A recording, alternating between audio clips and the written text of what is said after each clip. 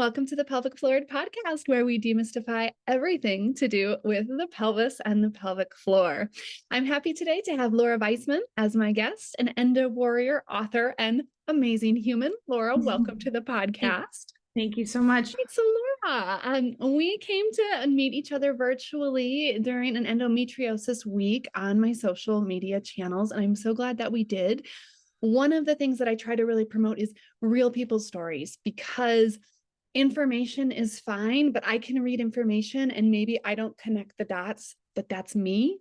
So real people's stories, how you experienced your endometriosis symptoms, how you discovered the diagnosis, that's what we're here to talk about. And hopefully another human will see themselves in you and have the courage and the skills to get some help that they need.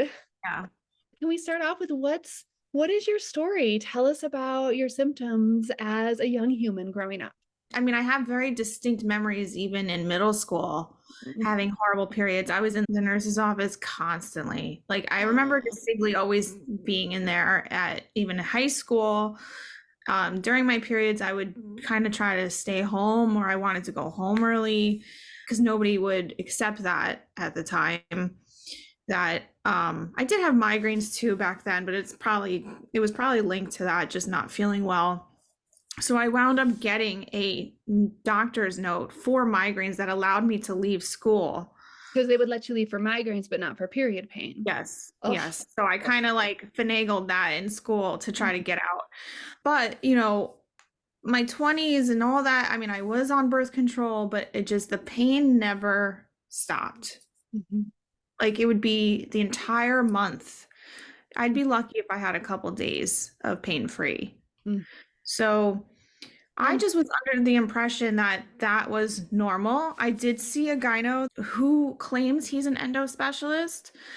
And I saw him for 8 years. Oh, I'm sorry. Yeah. He always hinted at endo, but there was never anything that was like educated to me. Now, knowing what I know now, I'm like, why was I never referred to a pelvic floor specialist? Why? Mm-hmm. Why was I never having my hormones checked to see what was going on, or blood work even, just to see what levels were where? Nothing was ever done except just birth control. Oh my gosh. And the pain that you were in all the time, I mean, was it just isolated to the abdomen, or was it everywhere? No, so mine was very specific, where I always said the lower part where like your SI joint is, I would always say it was like if you were to take an arrow from your SI joint to the front of the left side pelvis all the way through. Oh, yes. It was very, very distinct of that pain that I would have on a daily basis. But when my period came, it was 1,000 times worse. So much so that it would radiate down my left side of the leg. I would have tingling in my feet and numbness in my feet. So I dealt with that all the time. But I was very active. I would do high interval training. I would do weight training. I was running. I was really, really pushing myself. My previous content was me doing EMDR therapy, just my own inner traumas and all those things. I did this way before the surgery. And to be honest with you, I'm glad I did that first, because there was a lot of inner work that I needed to do that probably contributed to the pain also. Oh, of course. I mean, being in chronic pain and not being believed, like from the time when you're a child, like that changes you and how you experience all the things in life. Yeah, absolutely. And I think towards the end of 2022, I couldn't walk anymore, because that SI pain was it was almost like when I would walk, my hip would give out, like in the middle of it.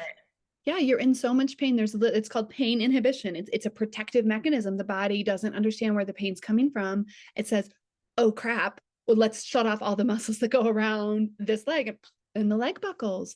Yeah. And for somebody who's so active as me, that was devastating for me, because for me to be so active and physical and to be like, I can barely take a walk around my block. Yeah. I was like, something's not right. Like to the point where I was like, do I have cancer? Because like, that was a fear, because I was like, this is like a debilitating chronic pain that's not going anywhere. I don't know what it is about me, but I am very tenacious in research, and I'm just have a very curious mind in general. I was looking at anatomy charts myself, like Googling anatomy charts to figure out okay, this is the area where I feel pain. What is that bone? What is that Yeah. nerve? What does that Yeah. do? What, Yeah. trying to connect the dots as much as I could. So I said, let me see a hip doctor. I don't know. Let's see. And he did say I had a minor like hip labrum tear, Mm-hmm. which I was like, oh, all right, cool. Maybe that's what that was. So I did like a PRP injection. But he was like, I think you honestly have two things going on at once. And Mm-hmm. that was the first time somebody said that to me that made me think there's something else here. Yeah. And like, how did you then make that jump to the endo and to get the proper treatment and the excision surgery? So through researching and just looking at the anatomy chart of that pelvis area, I was like, because if he said it wasn't really the hip, I said, what else could it be? So I said, the pelvis has to be the problem. Mm-hmm. So I was like, I never went through researching the pelvis. So I was like, well, let me just see what can come up. And then I was looking up like pelvic floor therapy. And I came across like pelvic rehabilitation medicine on Instagram. Love them. Yes, they're awesome. And that's where I started my journey because I was like, well, they deal with this all the time. So I was like, they would know. So Mm-hmm. when I went to the doctor to get my consult, they were like, I can almost guarantee you have it. And I Yeah. was just blindsided because I was like, why was that so simple? Like, Exactly. Yeah. And even, going back in the story, like to when you first went home due to period pain, we now know that like it's something ridiculous. Like 99% of girls that have to go home due to period pain or miss school due to period pain have endo. And it's like, we didn't know that, but it's like, oh my gosh, like that actually gives me shivers because we're so just pushed aside at that point. But if we can be educating the school nurses and our peers that like, oh, your daughter's missing school, there's this thing called endometriosis. And a lot mhm. of times that can be the reason that they're missing school. Oh, absolutely. Wow, we can get you years of your life back. Yeah, it was difficult to work too because when I used to work in office, there would be times where I would almost pass out at work from being in so much pain. And then you have to muster the energy to be like professional and be like, okay, I almost just died for a minute. Yeah. Yeah, let's go to this fucking meeting. But like, I'm fine, Tim. Don't worry about me. But it was, I've had to leave work many times too. Like my husband would have to pick me up from work because I would just be like, I can't do it the rest of the day. So I was just under this weird impression, as fucked up as it is, that that was normal. Because yeah, I have the pain, but I was like, I was under the impression that endo meant like you had excessive bleeding. So I was Mhm. like, I didn't have that. So I was like, I don't think I have it. Oh, Yeah, honey. so I would brush off the endo. I was like, nah, I don't have that. Because I didn't have the typical symptoms that when you Google it, like I didn't have irregular periods, I didn't have excessive bleeding. So some of them I was just like, that's not me. But the uncontrolled pain, one of the cardinal symptoms. How long then from when you were able to meet with the pelvic specialist? What was the time frame then between starting the Oh, pelvic rehab care and surgery? oh, so maybe I saw them end of February. Mm-hmm. Then I think I had my first consult because they wanted to do the nerve blocks at first, which I Mm-hmm. was like, at that point, I said, no disrespect. I don't want to try anything else. I really don't. I'm over it. I'm over being pricked, prodded, all those things. Let's just do surgery, find out what the answer is because I was so over it at that point. I'm so proud of you for having that courage and that strength, especially at that time, to say that Oh God, because I was like, do not put yes, another because needle yeah, into me. I don't want to wait anymore. I was so yeah, desperate for answers at that point that I was like, yeah. I'll go into surgery tomorrow. Well, and that's the thing is if endo is on the table as a possibility of the cause, and this is another human might have been like, okay, I'm desperate. I'll do anything. Sure, let's numb it. But the thing is, if the nerve is pissed because it's getting tugged on from all the endo lesions, numbing it, ablating, it's not going to make a damn bit of difference. No. And And that's the like, problem was my gyno at the time. uh-huh, I did ask him before I went to pelvic rehab. I said, you do this, don't you? And he was like, yeah, I do this. We can go to surgery. And I was already starting to do my research. So uh-huh, I literally have like a note. If you see the questions that I had, my surgeon who I had with who did my surgery, and she was like, "You really did your research on this." I was like, "Yeah, I don't play around." But uh-huh. my gyno said that he was like, "Yeah, I do this once a month," and that was not enough for me. And then I said, do you do ablation or excision? He said he does ablation, which shocked me. I said, yeah, no, sorry, I don't Oh, feel thanks. comfortable. Yep, that's a big one. I'm making little notes of like all our key points. If someone says they do it once a month, we run. If they say ablation, we run. Nothing against them. I'm sure they're a fabulous medical provider in other ways, but when it comes to endo, this needs to be pretty much all they do. They need to do it frequently, and excision is the gold standard. Yeah, because I said, you don't do these surgeries enough for me to feel comfortable. And I said, I need someone to do this all day, every day. Yes, ma'am. So let's talk about when you had your surgery. But I know you have a cool little thing on your, I don't know if it was your Insta, your link tree about your endo excision surgical prep kit. And I think that's so awesome. So the timeline, so it was end of February, and I had my consult in March with Dr. Laura Liu, incredible surgeon. And then by April 18th, I was in the OR. It's so fabulous. Okay, tell us about surgery. How long was it? Give us the deets. So I was so nervous to go because I just was under the impression like, I have so much pain. And I said, what if out of all this shit, they don't find anything? Right. And so I actually was in so much pain the night before that I messaged her like in the middle of the night, and I said, there is something near my SI joint. I'm telling you, there's something there. And I said, I need you in the OR to look at the left side, right? And then so after surgery, she said, almost all of your endo was on the left side where I was complaining. Didn't that just like make you feel so good and validated? I bawled my eyes out after surgery because first of all, I didn't realize it was almost like 4 to 5 hours long, my surgery. She said it was, I had stage 4 deep infiltrating. Oh my gosh. And do you have pictures of like the little uterus and like the ovaries, how they're like all like tied down by the endo? I have all my surgery photos. If you looked at it, it looks, I mean, it looks like she obliterated it, but how much she took out. Yes. And then when you understand like what you're looking at and you understand how everything was tied together, like no wonder you were in debilitating pain. And that fear you mentioned, Laura, that is so common that I hear of my clients, like before they go in for their endo excisions, like, I'm scared they're not going to find anything. I'm scared this is in my head. And that's not you. That's like the medical system that's told you this is in your head, but it gets in there so much. Even though I had surgery pain, I did feel immediate relief from that left side. Oh my gosh. So I knew something was there. And then also, I think they highly suspect it's most likely I have adenomyosis as well. But I told her if she needed to take it out, I was like, take it out, but leave it in if it's not going to cause me more issues. So that was left in, but my appendix was removed. I had 38 biopsies removed. There was just a lot taken out. And it was just shocking. Yeah, honestly. Absolutely. And then the recovery, you said it was hard. Like, you know, tell us about it. So it took 22 years for me to get finally surgery and diagnosed and everything. So there's just certain survival, I guess, mechanisms that you create. And for me, was just fighting through the pain. And I became very, I don't know how to explain it, just like kind of like a very like, fuck you, like I'm just going to do it anyway, despite the pain. So I actually I refused to take pain meds after surgery. Okay.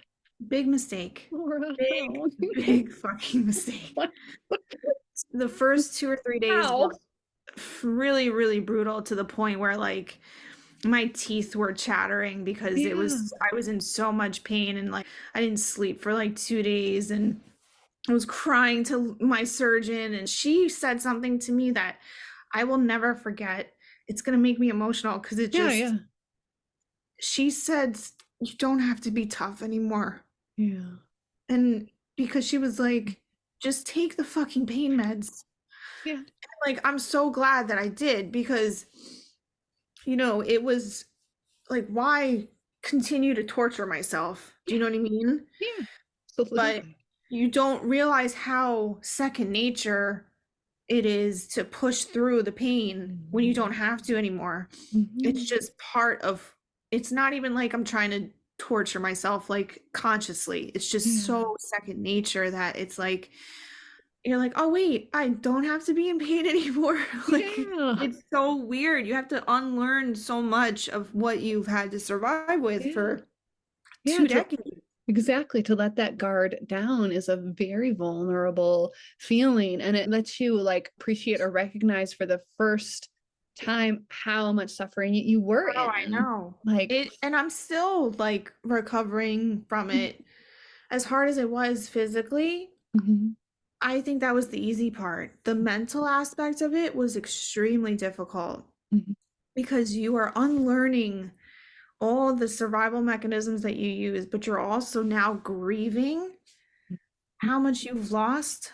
You are angry as fuck at the mhm, system, at the doctors. There's mhm, just so much. I had so much anger with it that I was like, how is this allowed to go mhm, on this long? Because I'm still in pelvic floor therapy mhm, myself. So, mhm, godsend, mhm. absolute godsend. My pelvic floor therapist, like, I don't know if you Oh, know her, Dr. Carly Gossard. yeah, Dr. Carla Gasser. Woo! She is amazing. I don't think my recovery would have happened Mhm. as great as it did without her. Totally. And Mhm, we would have conversations all the time. I'm like, how is what you do not the standard of care? How? mhm. I'm I know that's frustrated for your profession because I like I I'm like, know. That's even me. The first 10 years of my career, I was all professional facing courses, going outreach to doctors. And finally, I got so frustrated that shit wasn't changing. I switched to mm, educating people. And I'm like, okay, we're going to yeah. start at the level of the people because there's other people doing the good fight at the professional level. I'm going to get the information out to the masses and try to empower the people to get the right care. Yeah. So, with that, one of the things we mentioned when we were getting ready for the podcast was empowerment strategies, knowing the things that you know now. And we can't change the past, but what are some different things you would have done 8 years ago, knowing the symptoms? Or if I have the symptoms today and I walk in to that doctor, what are red flags that I, as a patient, am going to be looking for, or things that I can say to kind of get myself in the right trajectory? So an educated patient is an empowered patient. Amen. Always, always. Mhm. So it's unfortunate that we have to be like almost like honorary part-time doctors. It really does. I mean, you have to know more than most of the doctors, unfortunately. And you do Yes. already when it The comes to endo. research is utmost important. And so when I do my research, I am looking at the stuff that is currently out there and I'm reading studies and I'm like looking at the doctors and I'm looking at where they went to school. I'm looking at how long they've been working. How long have you been in this field? Mhm. I grill Mhm. doctors and You're I don't asking them how often do they do this surgery? Because, like you said, you might not have known that doctor only did it once a month, and then that doctor doesn't get to do like your surgery. no, but I could have easily went with him because I'm so comfortable with him. He's been my doctor for 8 years. Why would I not trust him? So I easily could have just been like, yeah, you know what? My gyno's gonna do it. Uh-huh. And what a mistake that would have been. But I Huge. was just, I don't know. I'm very cautious to, especially something as in depth and complicated as endo surgery, especially endo excision. It's like you need to have the expert of the expert do it. Yes, absolutely. Amen, sister. And I asked around, I called Mhm. local pelvic floor therapists around my area. I said, Mhm. who do you recommend? Who do you know? At least in my area, Mhm. because there's doctors that they know that are shit. Well, and that's the other thing. We're all in this profession and we will shout names that we love from the rooftop, but professionally, we won't slander, anyone out in public. But if you call me and you're like, "Hey, I'm a real person who wants this. These are the surgeons I'm considering." I will tell you if I don't think one of them is a great choice. And so that is something that is a very good thing to do. Yeah, and I did New Jersey, New York area Mhm. for my surgeons, and Mhm. there's names that will constantly pop up, and I research and I read reviews, and there are some doctors in my area that look like they have very good reviews, but when you really kind of lift the layers, Mhm. there's some bullshit there Yeah, where and you you're want I don't care if you have 5,000 great reviews. I Mhm. want to see what also the negatives are saying too, because the negatives, not even if it's a little bit, Mhm. says a lot. Mhm. Because there's too much of a risk to Yes. take that chance. Yes, and the follow-up care is just as important as the Oh, actual surgical excision. And even the best surgeons can miss something. And this is a mhm, story, I haven't heard it in your story, gratefully, but clients have great surgeons, but sometimes they have a pain that's not resolved. And if you go back and the surgeon's like, well, I know I got it all, mhm, they're being a cocky SOB. Maybe mhm. they didn't. There was a cool recent study about they sampled different tissues and asked like the experts, does it look like endo? And a good percentage, they couldn't even see the endo when they excised. So even the Wow. best surgeons, it's nothing against them.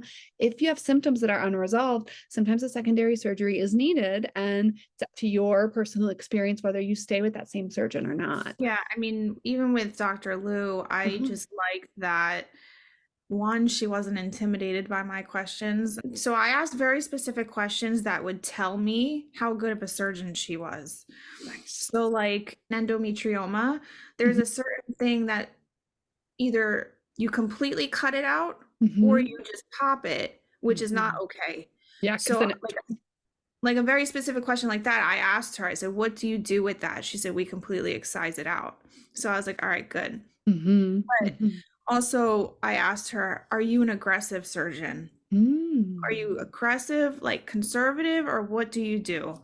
And she says, "I'm very aggressive." And that's the kind of person I want because Mhm. how I am as a person with personally and like personality wise, I needed someone like that in my surgery room because I Mhm. need you to look under every nook and cranny, look at every organ to make sure you get everything out. I don't care if it took Yep. her 10 hours. Yeah, but look at the diaphragm, look at the rectum, look at the patch of Douglas, You all look of those through things. everything, Yes. Oh my gosh. everything. So good. So what are your symptoms now?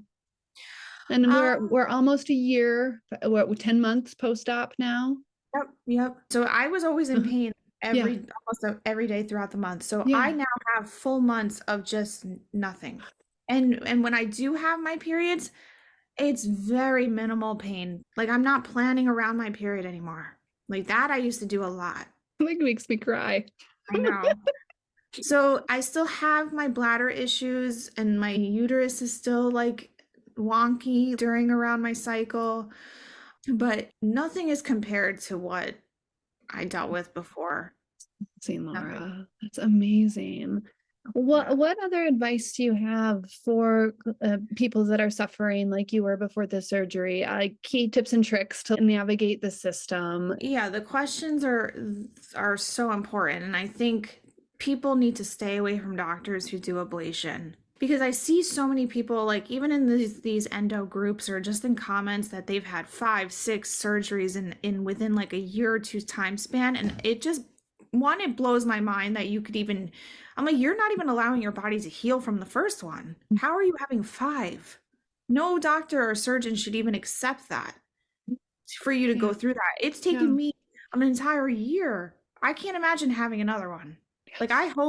I hope this surgery lasts me 10 years. Hmm. Hmm. And if I have to have another one in 10 years, great. I don't care because that's a huge chunk of time that I'll be And it'll be fine. so different. I mean, think of like the 22 years that you put up with the symptoms before the first surgery. If you do need a secondary, it's a whole different experience, and you're entering it from a place of your body hasn't been in pain for Yeah. 22 years. Like that's Yeah, but just imagine mhm, how much damage it did for 22 years. Imagine how much more damage I would have had mhm, if I let it go. And luckily for me, I don't have the double whammy of like, I don't want kids. So, mhm, like, but it's very likely that I can't. mhm, So, mhm. I know a lot of people in the endo community that struggle with fertility, and it's just so heartbreaking, even talking to them, because like, kids is just not for me, but I feel for them so much. I'm like, I can't imagine dealing with the endo shit and then also on top of all you want as a child.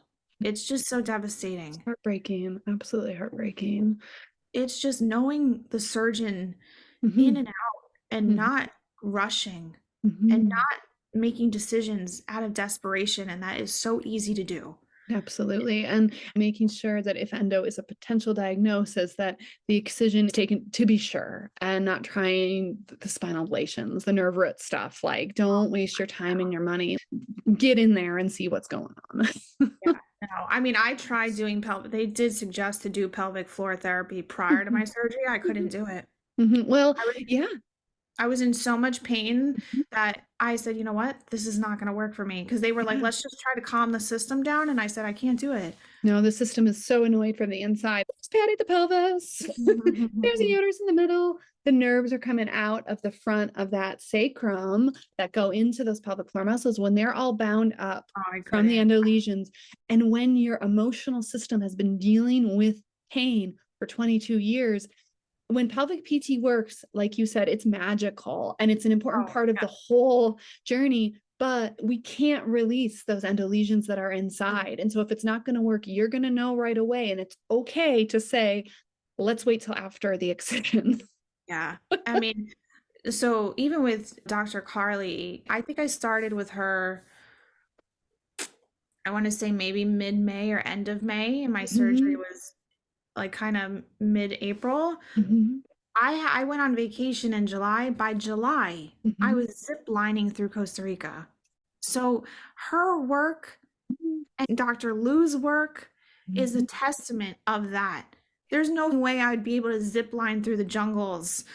I mean, I did zip mhm. lining, I did like rough ATVing. Oh my gosh, that's so exciting. You got to live your life.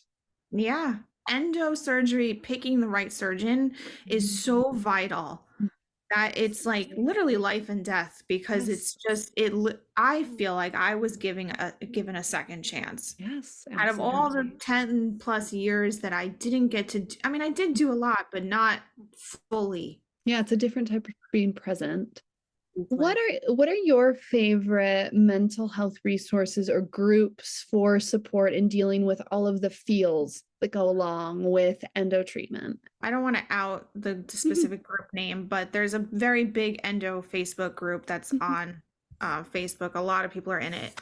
mhm. And people are like, no, you should go in it. And I went in it and I was out of it within a couple days. Mm, So what I will say is that sometimes certain groups and communities, while they are helpful, can be also just as harmful because all you're hearing is the bad stories and how devastating and how it was depressing. I was like, I'm sorry, this is not uplifting to me. And I'm not good negating the for you. people's stories, but it just Mhm. was not helpful for Yeah, me to stay positive, to hear how bad people's situations are.